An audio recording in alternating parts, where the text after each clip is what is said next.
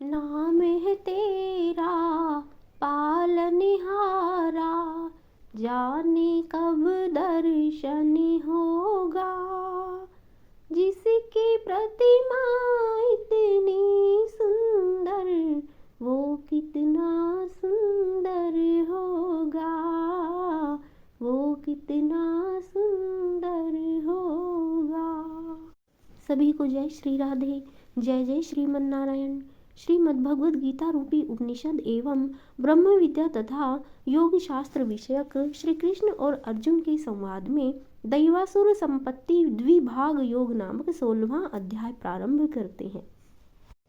श्री भगवान बोले, भय का सर्वथा अभाव, अंतःकरण की पूर्ण निर्मलता, तत्व ज्ञान के लिए ध्यान योग में निरंतर दृढ़ स्थिति और सात्विक दान, इंद्रियों का दमन, भगवान देवता और गुरुजनों की पूजा तथा अग्निहोत्र आदि उत्तम कर्मों का आचरण एवं वेद शास्त्रों का पठन पाठन, भगवान के नाम और गुणों का कीर्तन, स्वधर्म पालन के लिए कष्ट सहन और शरीर तथा इंद्रियों के सहित अंतःकरण की सरलता, मन वाणी और शरीर से किसी भी प्रकार किसी को कष्ट न देना, यथार्थ और प्रिय भाषण, अपना अपकार करने वाले पर भी क्रोध का न होना, कर्मों में कर्तापन के अभिमान का त्याग, अंतःकरण की उपरति अर्थात चित्त की चंचलता का अभाव, किसी की भी निंदा न करना, सब भूत प्राणियों में हेतु रहित दया, इंद्रियों का विषयों के साथ संयोग होने पर भी उनमें आसक्ति का न होना, कोमलता, लोक और शास्त्र से विरुद्ध आचरण में लज्जा और व्यर्थ चेष्टाओं का अभाव, तेज, क्षमा, धैर्य, बाहर की शुद्धि एवं किसी में भी शत्रु भाव का न होना और अपने में पूज्यता के अभिमान का अभाव, ये सब तो हे अर्जुन दैवी संपदा को लेकर उत्पन्न हुए पुरुष के लक्षण हैं। हे पार्थ, दंभ, घमंड और अभिमान तथा क्रोध, कठोरता और अज्ञान, ये भी सब आसुरी संपदा को लेकर उत्पन्न हुए पुरुष के लक्षण हैं। दैवी संपदा मुक्ति के लिए और आसुरी संपदा बांधने के लिए मानी गई है। इसलिए हे अर्जुन, तू शोक मत कर, क्योंकि तू दैवी संपदा को लेकर उत्पन्न हुआ है। हे अर्जुन, इस लोक में भूतों की सृष्टि यानी मनुष्य समुदाय दो ही प्रकार का है, एक तो दैवी प्रकृति वाला और दूसरा आसुरी प्रकृति वाला।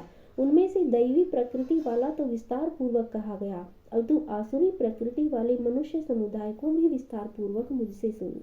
आसुरी स्वभाव वाले मनुष्य प्रवृत्ति और निवृत्ति इन दोनों को नहीं जानते, इसलिए उनमें न तो बाहर भीतर की शुद्धि है, न श्रेष्ठ आचरण है और न सत्य भाषण ही है। वे आसुरी प्रकृति वाले मनुष्य कहा करते हैं कि जगत आश्रय रहित सर्वथा असत्य और बिना ईश्वर के अपने आप केवल स्त्री पुरुष के संयोग से उत्पन्न है, अतएव केवल काम ही इसका कारण है, इसके सिवा और क्या है। इस मिथ्या ज्ञान को अवलंबन करके जिनका स्वभाव नष्ट हो गया है तथा जिनकी बुद्धि मंद है, वे सबका अपकार करने वाले क्रूर कर्मी मनुष्य केवल जगत के नाश के लिए ही समर्थ होते हैं। वे दंभ, मान और मद से युक्त मनुष्य किसी प्रकार भी पूर्ण न होने वाली कामनाओं का आश्रय लेकर अज्ञान से मिथ्या सिद्धांतों को ग्रहण करके और भ्रष्ट आचरणों को धारण करके संसार में विचरण करते हैं। और वे मृत्यु पर्यंत रहने वाली असंख्य चिंताओं का आश्रय लेने वाले, विषय भोगों के भोगने में तत्पर रहने वाले और इतना ही सुख है इस प्रकार मानने वाले होते हैं।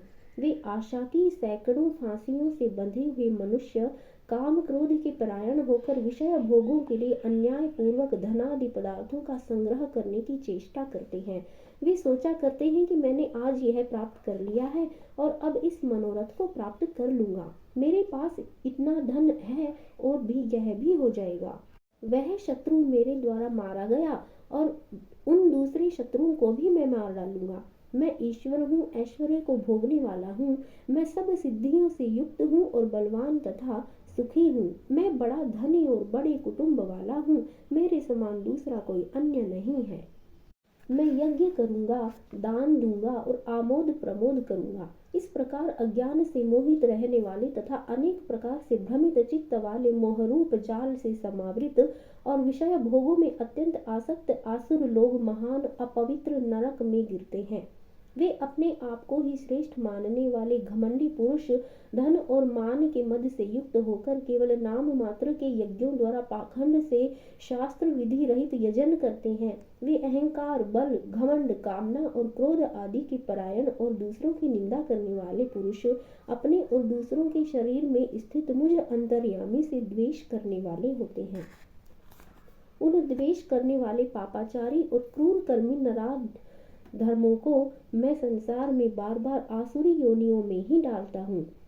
हे अर्जुन, वे मूढ़ मुझको न प्राप्त होकर ही जन्म जन्म में आसुरी योनियों को प्राप्त होते रहते हैं, फिर उससे भी अति नीच गति को प्राप्त हो जाते हैं, अर्थात घोर नरकों में पड़ते हैं। काम, क्रोध तथा लोभ, ये 3 प्रकार के नरक के द्वार आत्मा का नाश करने वाले अर्थात उसको अधोगति में ले जाने वाले हैं। अतएव इन तीनों को त्याग देना चाहिए। हे अर्जुन, इन तीनों नरक के द्वारों से मुक्त पुरुष अपने कल्याण का आचरण करता है, इससे वह परम गति को हो जाता है, अर्थात मुझको प्राप्त हो जाता है। जो पुरुष शास्त्र विधि को त्याग कर अपनी इच्छा से मनमाना आचरण करता है, वह न सिद्धि को प्राप्त होता है, न परम गति को और न सुख को ही प्राप्त होता है। इससे तेरे लिए इस कर्तव्य और अकर्तव्य की व्यवस्था में शास्त्र ही प्रमाण है। ऐसा जानकर तू शास्त्र विधि से नियत कर्म ही करने योग्य है। इति श्रीमद्भगवद गीता रूपी उपनिषद एवं ब्रह्म विद्या तथा योग शास्त्र विषयक श्री कृष्ण और अर्जुन के संवाद में दैवासुर संपत्ति द्विभाग योग नामक 16वां अध्याय।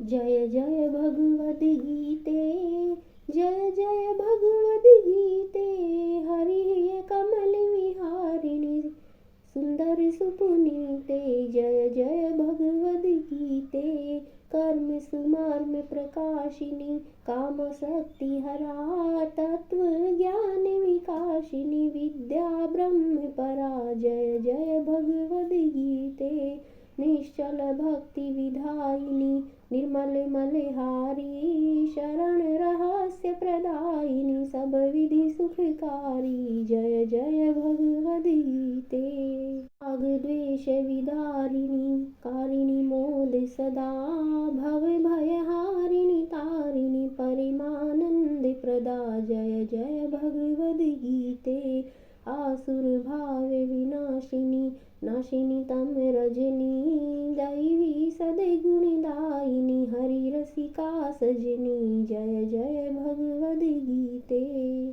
समता त्याग सिखावनी हरिमुख की बानी सकल शास्त्र की स्वामिनी श्रुतियों की रानी। जय जय भगवद गीते, दया सुधा बरसावनी मातु कृपा कीजे हरिपद प्रेम दान कर, हरिपद प्रेम दान कर अपनों कर लीजे। जय जय भगवद गीते, जय भगवद गीते, जय जय भगवद गीते, हरि कमल विहारिणी हरि कमल विहारिणी सुंदर सुपुनीते। जय जय भगवद गीते, जय जय भगवद गीते, जय जय भगवद गीते।